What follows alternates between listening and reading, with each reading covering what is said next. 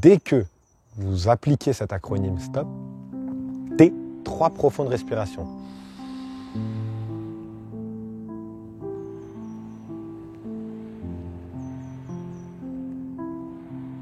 Une des choses qui focus le plus le cerveau humain, c'est lui-même. Donc lorsque vous allez être concentré sur vous-même, physiquement, énergétiquement et non cérébralement, lorsque vous allez être là-dessus, vous allez voir que vous allez vous distancer un peu de vos soucis. Vous allez vous distancer de vos problèmes. Et cette distance va vous prouver une chose très simple. Vous n'êtes ni votre corps, ni votre esprit. Par exemple, un problème que vous avez beaucoup, c'est la dépendance affective. Je suis quelqu'un de dépendant affectif. Je suis quelqu'un qui s'attache très rapidement. Je suis quelqu'un qui, waouh, dès que tu me montres un peu de gentillesse ou d'affection, je suis à fond sur toi. Et du coup, mon esprit est totalement focus sur toi pendant toute ma journée et il m'empêche d'être concentré sur autre chose. Donc, je suis un dépendant affectif, ok ? Le jour où vous allez comprendre que vous n'êtes pas un dépendant affectif, mais que c'est simplement ce que vous dites constamment à votre inconscient et le conditionnement que vous envoyez, qui est « je ne peux pas me passer de cette personne, je ne peux pas vivre sans elle, etc. » Quand vous allez comprendre qu'en fait, c'est simplement ce que vous vous dites qui vous clive et vous rentre dans des cases, qui vous crée ces problèmes et vous empêche d'en sortir, eh bien vous allez comprendre que plus vous avez une identité, plus gros seront vos problèmes parce que moins votre esprit sera ouvert. Vous vous identifiez à quelque chose. À partir du moment où vous allez comprendre que vous n'êtes ni introverti ni extraverti, à partir du moment que vous allez comprendre que ce n'est pas votre job qui fait votre intelligence, tes pensées qui sont à l'intérieur de ta tête que tu ne contrôles pas et qui t'envoient tout le temps dans le passé ou dans le futur, comme je te l'ai dit, ou dans le négatif, mais c'est souvent le passé ou le futur. Eh bien, ces pensées-là, c'est comme de la diarrhée mentale. Écoute bien ce que je vais te dire.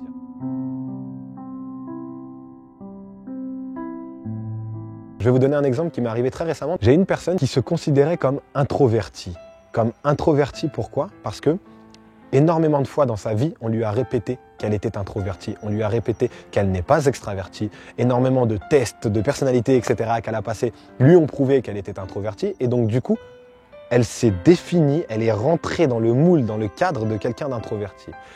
Et ce que j'ai remarqué, c'est que à chaque fois que nous étions dans des soirées, eh bien, elle avait comme une sorte de pas de rancœur, mais une sorte de dégoût des personnes qui étaient extraverties. Pourquoi ? Non pas parce que c'est une mauvaise personne et qu'elle a de la jalousie en elle, pas du tout. C'est tout simplement parce qu'elle croit ne pas pouvoir être cette chose-là. Et c'est souvent à cause de cette croyance-là, de ne pas pouvoir être mieux et plus que ce qu'on est, que les sentiments négatifs apparaissent. La jalousie, la haine, l'ego, le rejet, le dégoût. Parce que vous vous identifiez à quelque chose. À partir du moment où vous allez comprendre que vous êtes ni introverti ni extraverti, à partir du moment que vous allez comprendre que c'est pas votre job qui fait votre intelligence, à partir du moment où vous allez comprendre que c'est pas parce que vous avez un prénom que vous êtes ce prénom. Demain, si je vous enlève votre prénom, je vais à la mairie, je vais vous changer votre prénom. Vous n'êtes plus Clotilde, Mathilde ou tous les Hildes que vous voulez, mais vous passez à Julie, Émilie, tous les autres prénoms. On est d'accord ? Donc l'idée, c'est que à chaque fois que vous vous définissez par quelque chose, prenez conscience que ça peut se changer. La seule chose qui a amené des guerres dans le monde, qui a amené de la séparation, qui a amené tout ça, c'est le fait de cliver, de croire que nous appartenons à une chose, alors que nous pouvons être tout le reste. Et lorsque vous allez comprendre que nous pouvons être tout le reste, vous allez voir qu'il y a énormément de choses qui vont changer dans votre vie. Parce que les problèmes apparaissent pourquoi ? Lorsqu'on est identifié durement à quelque chose. Par exemple, un problème que vous avez beaucoup, c'est la dépendance affective. Je suis quelqu'un de dépendant affectif. Je suis quelqu'un qui s'attache très rapidement. Je suis quelqu'un qui, waouh, dès que tu me montres un peu de gentillesse ou d'affection, je suis à fond sur toi. Et du coup, mon esprit est totalement focus sur toi pendant toute ma journée et il m'empêche d'être concentré sur autre chose. Donc, je suis un dépendant affectif, ok ? Le jour où vous allez comprendre que vous n'êtes pas un dépendant affectif, mais que c'est simplement ce que vous dites constamment à votre inconscient et le conditionnement que vous envoyez, qui est « je ne peux pas me passer de cette personne, je ne peux pas vivre sans elle, etc. » Quand vous allez comprendre qu'en fait, c'est simplement ce que vous vous dites qui vous clive et vous rentre dans des cases, qui vous crée ces problèmes et vous empêche d'en sortir, eh bien vous allez comprendre que plus vous avez une identité, plus gros seront vos problèmes parce que moins votre esprit sera ouvert. Moins vous avez une identité, plus l'esprit est ouvert et plus on peut être tout. Et donc du coup, si je suis quelqu'un qui a vécu de la dépendance affective, on peut tout simplement partir du principe qu'on n'est pas dépendant. Et on peut tout simplement se dire que du jour au lendemain, ça ne se fait pas comme ça, mais du jour au lendemain, on peut devenir quelqu'un qui n'est pas dépendant. Et donc dans ce cas-là, eh bien, on va commencer à juste prendre la situation comme elle vient. Ok, cette personne me manque, ok, mais c'est juste un manque, c'est pas de la dépendance affective. Peut-être que lorsque je vais vraiment réussir à me concentrer dans une tâche, pendant cette tâche, elle ne va pas me manquer. Donc du coup, ce n'est pas forcément de la dépendance affective, c'est tout simplement un manque que j'ai conditionné, programmé et que je me suis répété jusqu'à en faire une maladie. Donc arrêtez de vous rendre malade en vous identifiant à des choses. Comprenez que vous pouvez être tout. Je peux, d'un moment à l'autre, devenir cet arbre. Je peux ne faire qu'un avec cet arbre. Sentir son énergie, sentir ses atomes, sentir sa puissance, tout en restant ici, dans le moment présent, en étant dans mon corps. Vous voyez ce que je veux dire? Eh bien, apprenez à être tout. Apprenez à propager votre énergie, à expandre ce corps qu'on vous a donné, non pas physique, mais l'être qu'on vous a donné. Apprenez à le rentrer dans une sorte d'expansion au niveau de la planète. Vous allez voir le soulagement que ça va vous apporter de ne plus tenir le poids du monde sur vos épaules. Vous allez voir le soulagement que ça va vous apporter de, en fait, ne plus avoir de problème, parce que ce problème, il est lié à « je suis comme ça ». Mais si je ne suis pas comme ça, je ne suis pas ce problème. C'est facile. On va faire une chose très simple. À chaque fois que vous allez être confronté à une problématique dans votre vie, à un problème qui vous prend au cœur ou quoi que ce soit, d'accord? Parce que le cerveau et le corps sont très liés. Il y a une mémoire physique, certes il y a une mémoire cérébrale, mais il y a aussi une mémoire physique. Donc lorsque vous allez vivre une situation, souvent c'est votre corps qui va avoir mal. Si c'est affectif, souvent ça va être au niveau du cœur. Si c'est un peu plus lourd, ça va être au niveau de l'estomac. Bref, votre corps va vous montrer que vous subissez quelque chose qu'il n'aime pas subir, d'accord? Donc on va faire une chose très simple. À chaque fois que vous allez être confronté à une problématique, vous allez concentrer votre attention, donc la concentration de votre esprit, vous allez la mettre sur votre énergie corporelle. Lorsque vous allez la mettre sur votre énergie corporelle, vous allez vous visualiser de l'intérieur. Vous allez visualiser tout ce que vous pouvez visualiser. Vous pouvez visualiser votre colonne, vos muscles, etc. Mais vous pouvez aussi visualiser cette énergie qui est imperceptible. Cette énergie qui ne se calcule maintenant qu'à travers des machines et qui traitent les ondes. Mais sinon, vous le savez que ça existe. Donc vous pouvez simplement vous visualiser sur cette énergie. Et lorsque vous vous concentrez sur cette énergie, vous n'êtes plus concentré sur votre problème. Parce que une des choses qui focus le plus le cerveau humain, c'est lui-même. Donc lorsque vous allez être concentré sur vous-même, physiquement, énergétiquement et non cérébralement, lorsque vous allez être là-dessus, vous allez voir que vous allez vous distancer un peu de vos soucis. Vous allez vous distancer de vos problèmes. Et cette distance va vous prouver une chose très simple. Vous n'êtes ni votre corps, ni votre esprit. J'en parlerai dans une vidéo future. Mais lorsque vous mettez de la distance entre ces deux choses et vous allez comprendre que vous n'êtes pas votre problème. Donc, à chaque fois qu'il vous arrive quelque chose, concentrez-vous, concentrez votre attention sur simplement l'énergie corporelle. C'est tout. Faites-le le plus longtemps possible. À chaque fois que vous allez aller mal, je vous donne un acronyme très simple à pratiquer qui est STOP. S-T-O-P. D'accord? Le STOP, qu'est-ce qu'il veut dire? Lorsque je suis pas bien, je me suis rendu compte que je viens de vous revoyer. Donc il va falloir que je te retutoie. Mais c'est pas grave, c'est pas grave. Ça arrive à tout le monde. Avec la pratique, ça va rentrer. Donc, à chaque fois qu'il va t'arriver quelque chose de pas bien, stop. S-T-O-P. C'est-à-dire, tu te disputes avec ta petite amie. Tu te disputes avec ta petite amie, ça te fait mal au cœur, tu as peur qu'elle s'en aille, tu as énormément de peurs qui se réveillent, de traumatismes passés qui se réveillent et qui te font dire soit va courir après elle ou bien soit éloigne-toi, elle t'énerve, elle te dégoûte. Bref, c'est l'un ou l'autre. Donc, à ce moment-là, pour tout simplement redescendre de son ego et redescendre de soi-même, on va faire une chose très simple qui est stop. Le S de stop, c'est stop. Donc, le S, déjà, c'est considérer que là, tout de suite, on doit mettre un frein. On doit mettre un stop à tout ce qui va se passer là. Toutes les émotions négatives qui vont arriver, on va mettre un stop. Le T, c'est tout simplement 3 profondes respirations. Donc, dès que vous appliquez cet acronyme STOP, T, 3 profondes respirations.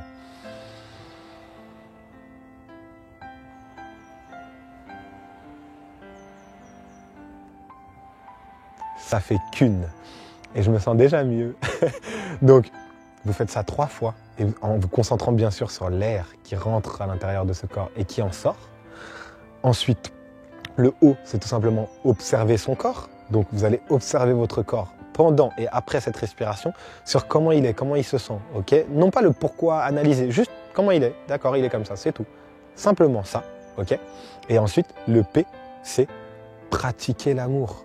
C'est, en gros, rentrer dans la profondeur de l'amour. C'est en gros le P doit être lié à l'amour. C'est dommage que stop ne finisse pas avec un P, un stoppa, parce que unstoppable, voilà, soyez instoppable, parce que le A de l'amour, c'est un des plus importants. Lorsque, comme je vous l'ai dit dans ce début de vidéo, vous allez vous rendre compte que on est dans des petits soucis à notre échelle, mais que à tout moment, si le soleil explose, on meurt en moins de 4 heures. L'être humain est éradiqué de cette planète en moins de 4 heures si il y a un simple décalage du soleil dans le système solaire, ou un décalage de notre planète, ou de la Lune. C'est incroyable de se dire qu'on tient à si peu de choses et que, au lieu de remercier la vie constamment, de se dire merci d'être en vie, merci pour tout ce que vous nous offrez, on est constamment dans nos soucis parce qu'on prend tout ça comme acquis. S'il n'y avait pas d'arbre, on ne pourrait pas respirer. Prenez conscience qu'il y a une intelligence beaucoup plus forte que la vôtre qui gère votre vie, qui gère tout ça. Et quand vous allez comprendre ça, vous n'allez plus rester dans vos soucis. Certes, ils vont arriver, ces soucis, mais vous n'allez plus rester dedans. Vous allez faire cet acronyme STOP et ensuite pratiquer l'amour. Soyez dans l'amour, soyez juste dans le... C'est fini ces histoires d'ego. Ok, c'est une embrouille, c'est pas grave. Bon, bah, j'envoie un message plein d'amour. Ou je me fais du bien, je m'aime. Vous voyez ce que je veux dire? J'adore faire ça parce que j'ai l'impression que mon énergie s'éparpille pour revenir encore meilleur. Donc, faites simplement ça.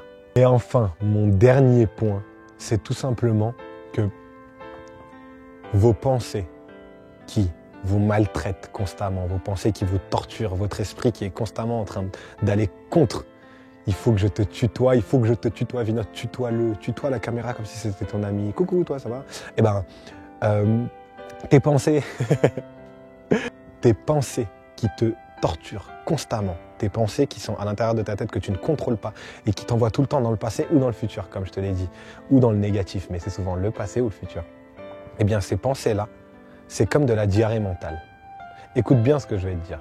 Physiquement, lorsque tu as une diarrhée, c'est quoi? C'est que tu as consommé quelque chose de pas bon. Voilà, on va simplement dire de pas bon, pour ton corps ou de pas bon. Eh bien, lorsque ton esprit a une diarrhée mentale, c'est-à-dire qu'il évacue des choses sans même que tu ne le veuilles, eh bien, c'est que tu as consommé des choses pas bonnes pour ton mental. Donc, lorsque tu vas comprendre que tout ce qui est être concentré dans des choses futiles, passer son esprit d'une chose à l'autre très rapidement, travailler sa dispersion, sa déconcentration, accumuler des informations qui ne servent à rien dans votre vie, lorsque vous allez comprendre que vous faire du mal, côtoyer des personnes qui ne vous font pas avancer. Si vous saviez comment je me suis repris à 4-5 fois avant de faire cette phrase, eh bien, si vous savez comment toutes ces choses-là participent à votre diarrhée mentale, eh bien, vous allez juste vous rendre compte que, au lieu de vouloir contrôler cet esprit ou je ne sais quoi, c'est plutôt mon environnement, c'est plutôt là où je peux contrôler que je dois contrôler. Mon environnement, qui je vois, avec qui je parle, de quoi je parle, qu'est-ce que je regarde, avec quoi je m'instruis, est-ce que je peux éviter un peu plus les réseaux sociaux qui plongent mon esprit sur quelque chose de très virtuel et très rapide, trop vif pour un esprit qui a besoin de concentration. Lorsque vous allez comprendre que c'est plutôt votre quotidien qu'il va falloir changer pour arrêter cette diarrhée mentale et donc éviter que des pensées fluctuent à tort et à travers dans tous les sens pour vous faire du mal, eh bien vous allez comprendre qu'un mode de vie sain va vous ramener un esprit sain. Je vais vous dire une chose très simple. Il a fallu des millions d'années pour que le cerveau humain arrive à cet état de conscience, à cet état de mémoire, à cet état de projection, de visualisation. Donc le but, c'est pas d'arrêter l'esprit, le but, c'est pas d'arrêter le mental, le but, c'est pas de tuer l'esprit, tuer l'ego, ça ne veut absolument rien dire. Le but, c'est juste d'arrêter de penser à des choses qui ne servent à rien. C'est juste ça. Il n'y a pas de être dans le moment présent. Non, on est tous dans le moment présent. On est tous constamment dans le moment présent.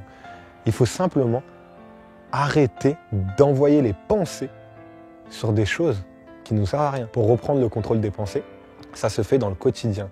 Dans le quotidien, lorsque, au lieu de choisir quelque chose de mauvais, je choisis quelque chose de bon. Au lieu de choisir de tirer un doigt d'honneur à quelqu'un qui nous a coupé la route en voiture, on prend simplement une profonde respiration et on travaille son calme, on travaille sa paix intérieure. Vous voyez ce que je veux dire? Lorsque vous allez travailler votre paix intérieure, vous allez comprendre que la paix, ce n'est pas un objectif à atteindre. Sinon, vous allez rester en paix. Donc, il va falloir attendre de mourir pour pouvoir être en paix. Donc, la paix, c'est pas quelque chose qui est à atteindre. C'est pas un but, c'est quelque chose que l'on vit comme l'amour. Ce n'est pas quelqu'un, c'est quelque chose que l'on vit, que l'on est. Donc, Soyez cette paix. Imaginez-vous dans des bouchons. Il y a une partie de la population qui klaxonne souvent parce que ça n'avance pas, parce qu'un tel pourrait faire mieux, parce qu'il ne fallait pas lui couper la route, etc. Vous êtes en plein dans les bouchons à 8 h du matin dans la voiture. Vous savez que ça va prendre 1 heure à aller au travail. Visualisez-vous. Ça va prendre 1 heure à aller au travail, il y en a qui klaxonnent, vous essayez de mettre de la musique pour passer à autre chose, ou vous parlez sur votre téléphone, vous êtes hop. Imaginez-vous dans cette situation et ensuite, imaginez-vous que quelqu'un vient vous chercher à côté de la voiture, que vous auriez mis en warning sur le côté. Quelqu'un vient vous chercher, vous monte dans un ballon gonflable et s'élève. Un peu plus de feu, un peu plus de gaz et s'élève. Et une fois qu'il s'élève et que vous êtes là-haut, vous regardez ces bouchons, vous regardez ce trafic et en fait vous trouvez ça tellement apaisant. Parce que voir comme ça des lignées de voitures avec des phares allumés et aucun bruit, c'est apaisant, c'est beau. Pourquoi est-ce qu'on est passé de là-dedans, on trouve ça moche, et là-haut, on trouve ça beau? C'est la prise de recul. Apprenez à prendre du recul avec votre esprit. Lorsque vous allez faire cette prise de recul qui est imagée dans un trafic au quotidien dans votre esprit, vous allez comprendre que vous n'êtes pas cet esprit. Vous n'êtes pas les pensées qui s'en vont. Vous ne pouvez pas les contrôler. La seule chose que vous pouvez contrôler, c'est votre quotidien. Donc, lorsque vous voyez que votre esprit s'en va, ça ne sert à rien d'essayer de le contrôler. La seule chose qu'il y a à faire, c'est je recule et je regarde mon esprit. Ok, tu m'envoies là-bas, bah c'est cool. D'accord, tu m'envoies là, c'est cool aussi. Tu m'envoies ici, ok. Ça m'aurait peut-être fait mal, mais comme je ne suis pas dans mon esprit et je suis en train de te regarder de l'extérieur, eh bien ça ne me fait pas mal. Ça ne me fait pas mal parce que j'ai pris un recul avec toi. Et quand on aura terminé, je vais revenir ici. Parce que votre esprit, vous en avez besoin comme d'un outil pour travailler, pour réfléchir, pour analyser, pour faire des tâches. Mais lorsqu'il décide lui-même de faire des choses, c'est tout. Un pas en arrière. Prenez du recul. Vous n'êtes ni votre corps, ni votre esprit. Prenez du recul avec vous-même. Vous allez voir combien le moment présent est facile à pratiquer. Le moment présent, c'est tout simplement mettre son attention sur ce que vous êtes en train de faire. Lorsque je ne vais pas bien, je vais vous donner un exemple simple, bête et peut-être un peu drôle. Lorsque je ne vais pas bien, mon moment présent à moi, c'est je me lève et j'ai de temps en temps des sentiments négatifs qui arrivent. Je pense à l'amour, je pense à toute la chance que j'ai d'être en vie et ensuite je me brosse les dents. Une pensée qui essaye de surgir. Et à ce moment, je ramène la focalisation, je ramène mon attention, ma concentration sur les poils de ma brosse à dents qui sont en train de passer sur mes gencives et sur mes dents. Je me concentre à 200% sur ce que je suis en train de faire dans le moment M et non pas dans la minute. Parce que la minute, c'est déjà du futur. Dans le moment M, j'ai ma main qui est debout, droite, je me brosse les dents. J'ai chaque poil qui caresse ma gencive. Vous voyez ce que je veux dire? Le moment présent, c'est mettre sa focalisation sur ce que je suis en train de faire et rien d'autre. Et à chaque fois que votre esprit va s'en aller, c'est votre concentration qui s'en va. Et donc, ramenez cette concentration. Travaillez simplement à ce que votre esprit reste focalisé sur une chose. Comme moi, je vais travailler simplement à essayer de te tutoyer dans toutes les vidéos suivantes. Les amis, pour finir cette vidéo, je dois vous dire quelque chose que vous ne savez peut-être pas. Être un humain, un être humain, est quelque chose de merveilleux, quelque chose de magnifique. Ça nous a pris, comme je vous l'ai dit, des millions ou plus d'années pour en arriver à ce stade-là. Nous sommes l'espèce la plus avancée sur cette planète.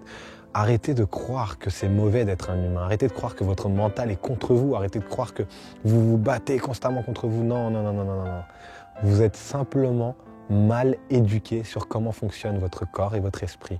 Lorsque vous allez réapprendre au quotidien, peut-être grâce à cette chaîne ou grâce à plein d'autres personnes et plein d'autres sujets, lorsque vous allez réapprendre à travailler votre quotidien, vous allez voir qu'il n'y aura plus personne qui sera contre vous.